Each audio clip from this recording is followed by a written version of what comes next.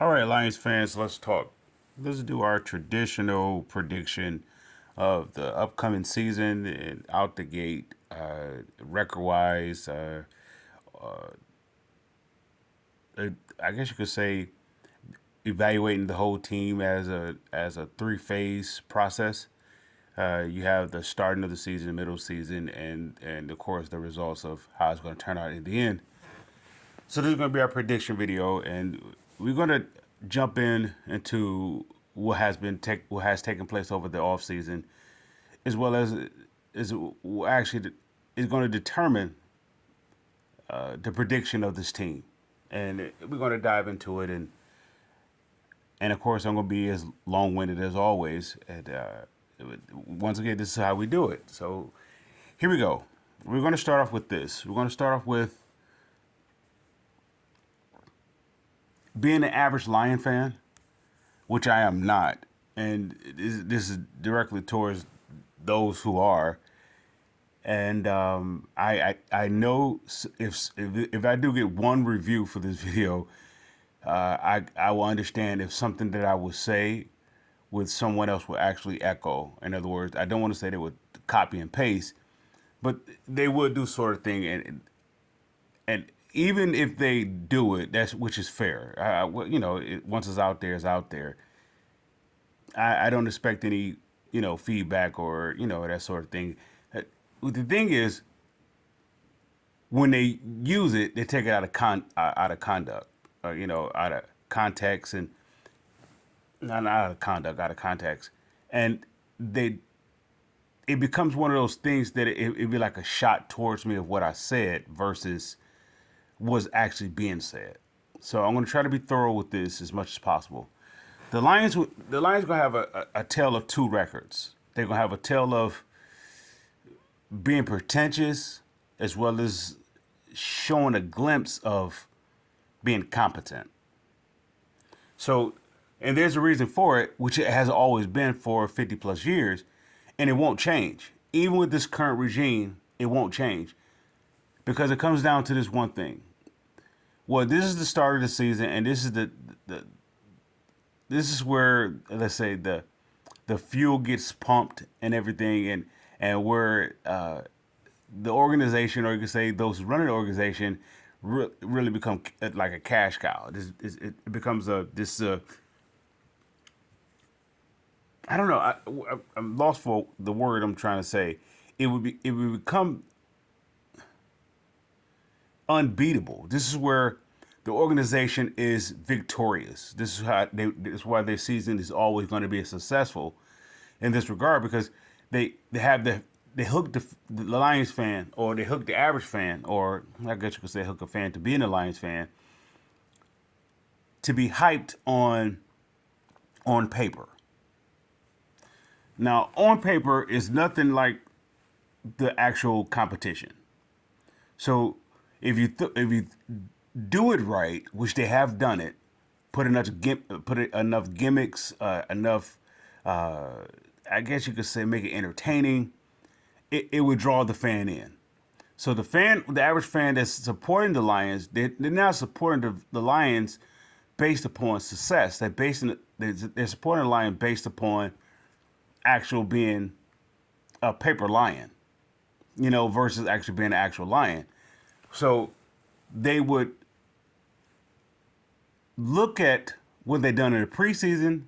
They would evaluate the talent off the preseason, evaluate the talent off the let's say even what they did on college tape for the new players coming in, the new prospects coming in. So they would do it that way. It would never be actual off of competition. What I mean by actual competition, well, when the Lions fan watch film, they're watching off of something where the other team is not at their biggest strength.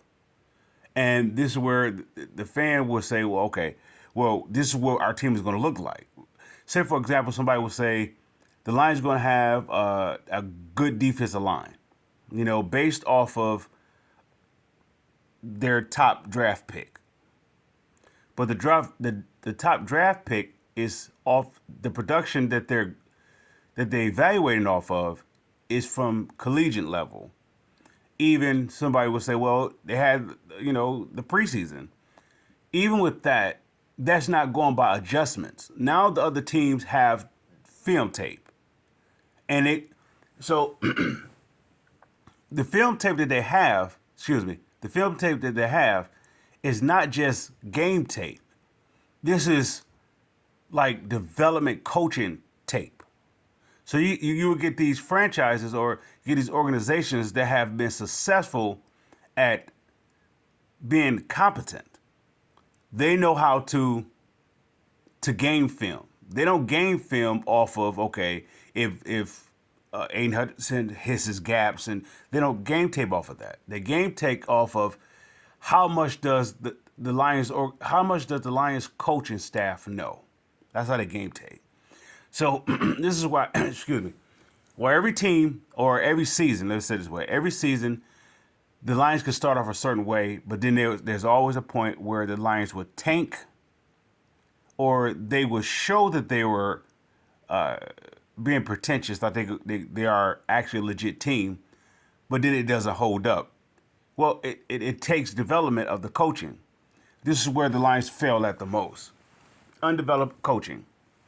Now, I'm gonna give some credit to Brad Holmes and what he's brought in. Now, what he brought in is, I would say, he brought in a certain type of mentality with his coaches and his players. I like it. There's not enough of it to love. What I mean by that is that he's going to have this. He's going to have a team that's going to be, let's say, you have your hard workers that they've got their lunch pail. You're going to have that type. Yet and still, they're going to be missing something. They're going to be lacking in skill. So this is where they will have to find that special talent that will elevate the lack of skill to become elite. Otherwise, you're asking for something that's not really skilled to overachieve. And this is where you get those fluke years when the Lions will come out 11 and so on, they have 11 wins or 12 wins or something like that. Those seasons, it would be a fluke of a season because it would go off, it would be overachievement, through some kind of, incident or something like that to get them pumped up or rallied up and they come together. But otherwise, it's just hype. Right now, the team is hyped and the fans is hyped. And people say, well, at beginning of the season, I said it is. No. With the Lions organization say this way, with the Lions culture is a different type of hype. It's hype off of being on paper. Every other organization has succeeded past hype, where they actually have the proof on the field that their team could be successful. The Lion has no team, has no experience, have no tape to show proof that they could be successful. So you get the average fan that they do their videos, and their videos they would talk about, this group is going to be successful. Say for example, the only group on this Lions team that you could say that legitimately could be successful, possibly, I have to throw in the possibility, is with the offensive line. Even with that, that's not a guarantee because there was no continuity. There was no time for them to play together. On paper, it looks as good but they haven't played any kind of length of time to know how to play off one another. Is either somebody getting hurt, somebody's coming in, somebody's coming. So there's not one position group on this team that is experienced at success. Success, I don't evaluate success off of wins and losses as most people do because it takes a team to win. So, but with the Lions, they don't have a winning group. They don't have let's say not a winning group. Let's rephrase that word with a developed group. They don't have a developed group. Not one group on this team is developed. Everything is just waiting to see what it is. Yet the fan will say, well, we got this player and we got this other player. If this other player did what he did last year, coming to this year, and did plus with the new talent we have coming in this year, we're going to be a dominant group. It doesn't work that way. Why? Because you're going off a tape that let's say the opposing teams is not going off of. The opposing team is not going off what the Lions did last year. They're going off the development of their team. So every team you got, okay, from Jacksonville, which is people going into the draft, they were saying that the Lions and Jacksonville are almost on the same page in terms of a retooling, rebuilding type deal. And I disagree because Jacksonville is ahead of the Lions because they have had success. The Lions have never had success. And I'm saying ever, and of course I'm talking about post Super Bowl era. They have never had success. Somebody may say, well, they was 12-4, they was 11-3. I mean, not 11-3. They was what was that, 13-3 or whatever year there was in 95 and 91, and they had those fluke years where they was 10 plus. And even when I want to say Jim Caldwell had that team going, and they won so many games, and even when they was 5-0 with Jim Schwartz, it never sustained itself. Why? Because the coaching always drop off. The coaching doesn't have a second gear. Even with this coaching now, he doesn't have a second gear. He has a first gear. It's going to take him time. Now, this is where the Lions fans gets it wrong because they're going to say, well, it takes time. Well, they got to get all the right pieces in. And this is the reason why it will never work out. Because by the time they get all the right pieces in there, the coaching staff would have done so much losing because they're developing in the losing process. They're developing how to be, let's say, a consistent winning coach in the losing. And so it runs out with the fans, and then I don't know how that works. That next, the coach is being fired.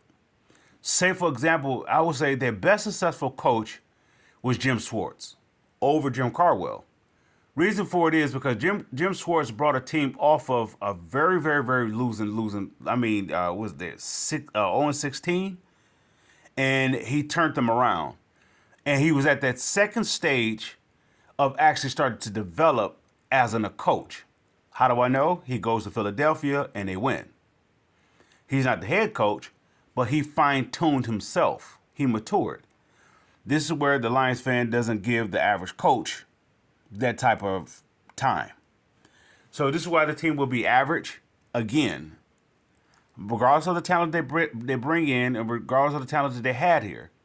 And of course, I'm going to talk about the two regimes, the prior regime versus this regime. Of course, the average fan don't want to hear about that. They want to hear about what's going on now and keep going forward. The problem with that is you can't go forward if you keep tearing it down. If you're going to let Dan Campbell run it, you're going to have to let him run it for like a good 8 years.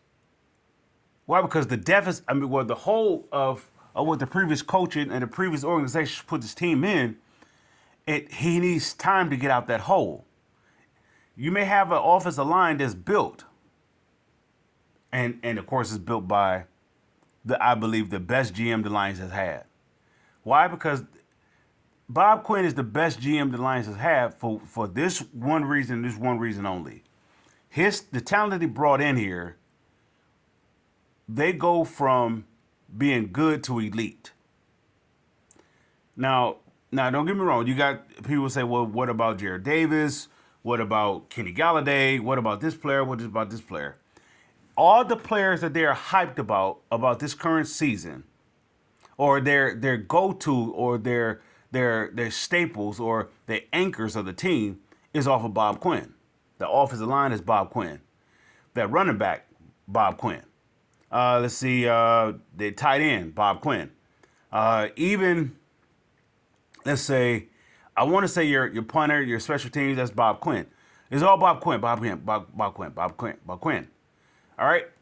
Well, the punter maybe not so, because I believe that Brad Holmes brought him. I'm not sure. I think Brad Holmes probably brought him in here when Martin left. But Martin was up under Brad Holmes, I believe. But anyway, what I'm saying is all the good stuff about this team, the secondary, the Amari Oruwariye,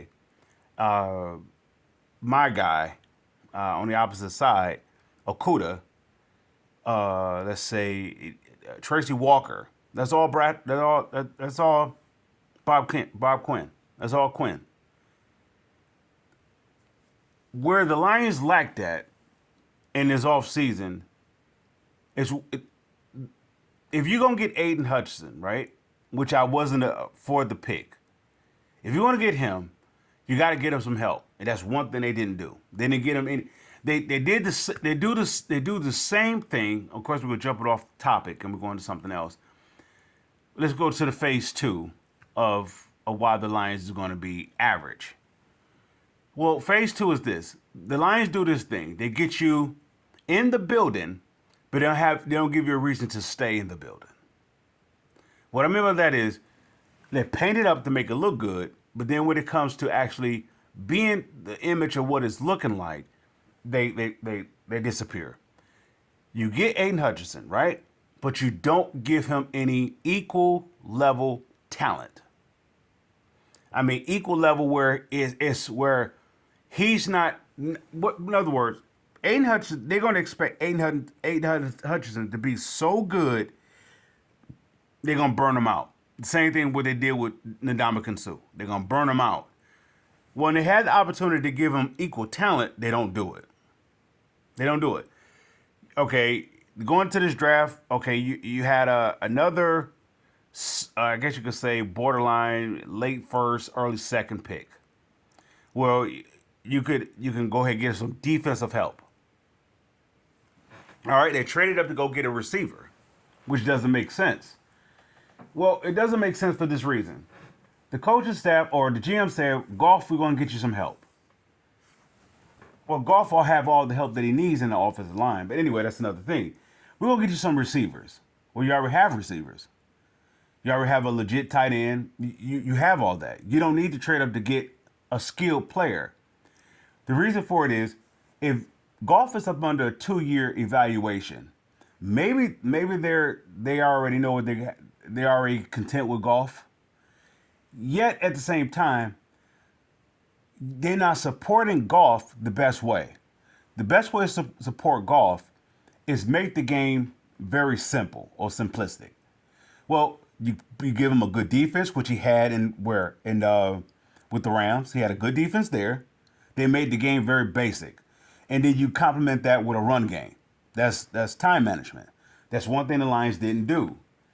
They halfway did it. Now they have a run game, which he did have in Todd Gurley, and in that run game then he had the potentially have that now. Yet they go offensive with that late first round when you can go defensive.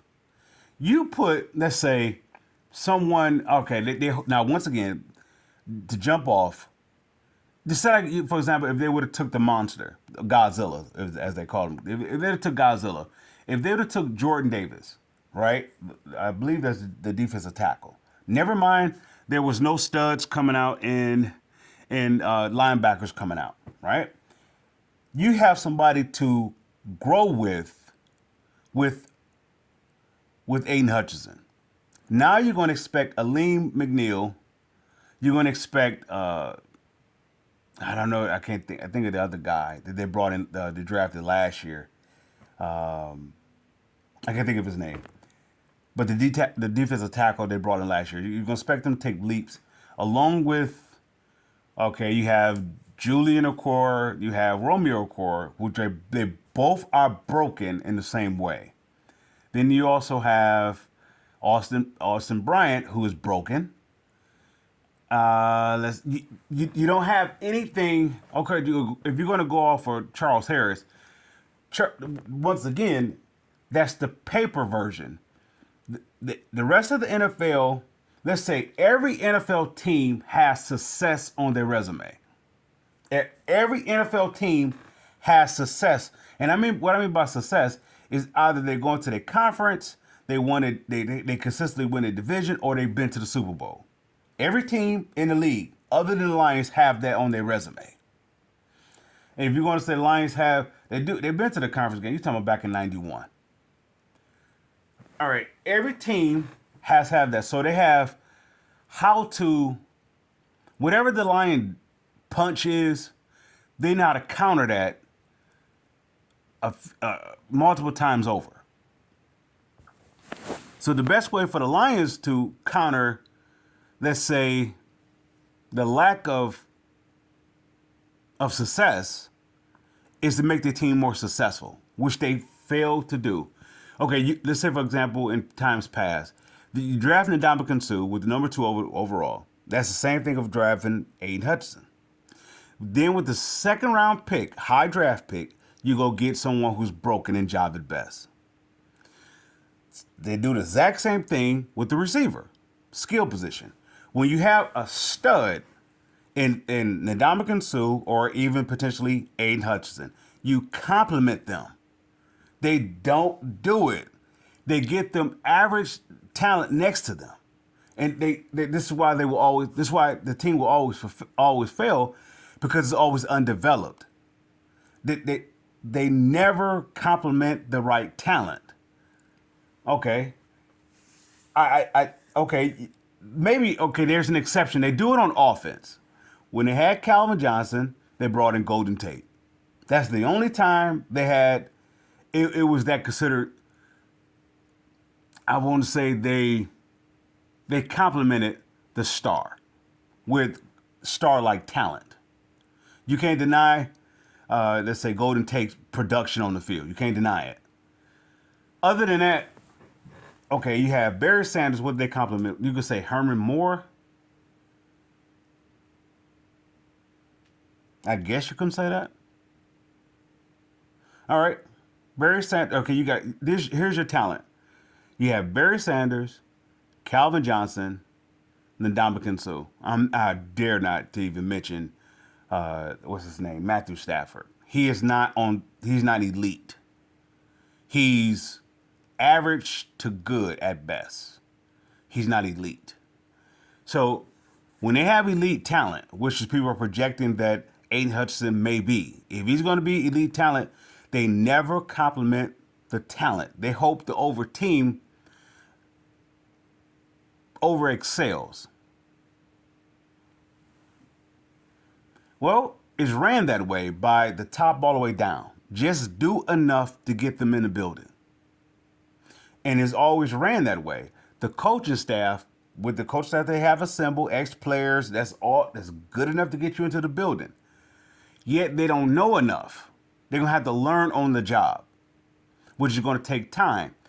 The only thing about that is that's a loose thread in this delicate fabric of this of this. I don't want to call it fan base, but with this team, it's going to look ugly because it takes time to develop. The only thing about it is there's only so much losing before it causes an implosion. Which that's the reason why it would start out hype and then it falls down. You will have the critics that is let's say you have a individual that's overly critical of this organization will jump on the bandwagon because of what the potential that it possibly can be.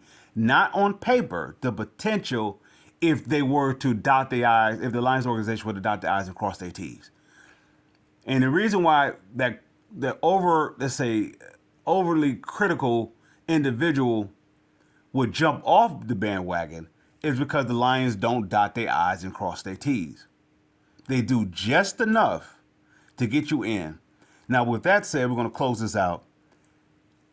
And I'm going to give the Lions a 7-10 record. If it's 17 games, it's 7-10. I give them that at best. They have the potential to be a great 3-4 team. 3-4 base defense. They have the potential to be competent. I would say competitively competent. They have that potential. You have the pieces that Bob Quinn brought in to do so. Somebody may say, well, what about Penei Sewell? Penei Sewell is the icing on the cake. Bob Quinn already developed the offensive line and the running game with Swift. And somebody said, what about Jamal Williams? Jamal Williams is, once again, icing on the cake. TJ Hawkinson is your receiving core. If you brought in with Reynolds, you bring in Shark or Shark. I don't know. Can't think of the guy's name. You bring in him. You bring in Williams. Those are icing on the cake. You already have your main anchor in Hawkinson, especially for someone like Goff. Goff to me is your. I said it before in times past, and I'll say it again. He is your Troy Aikman. Troy Aikman is not Steve Young. He's not Jim Kelly. He's not Dan Marino. He's not John Elway in that era. And he's definitely, of course, not Joe Montana. He's nowhere near them. Troy Aikman was good off of Jimmy Johnson. Same thing. I'm going to. If you teach it right, they become successful. They become overachievers. No one is saying Troy Aikman is one of the greatest of all times because he has what? Something to support him. He has an offensive line with the running game. And the security blanket was his tight end to receiver.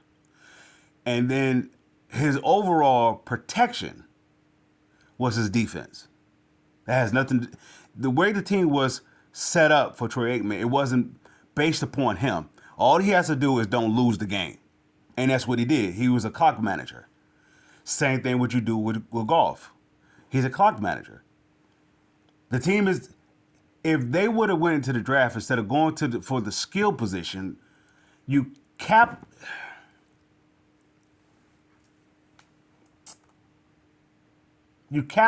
with your grand prize.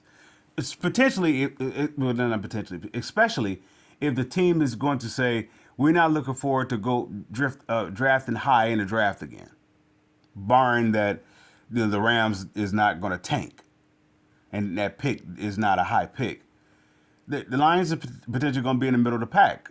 Okay, you're talking about not a top 5 team. If you're going to be an average team, a 500 team, if not close, you're in a late end of the first. I mean, the latter part of the first round. Middle to the latter part, right? So you're not going to get that top pick unless you're trading.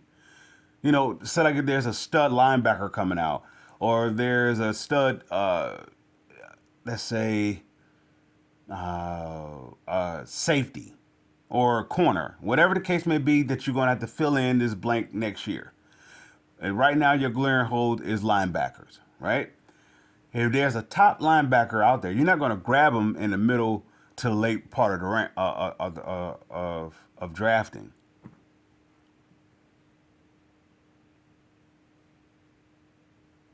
They halfway do it. And we're going to close out with that. All right, Lions fans, I salute.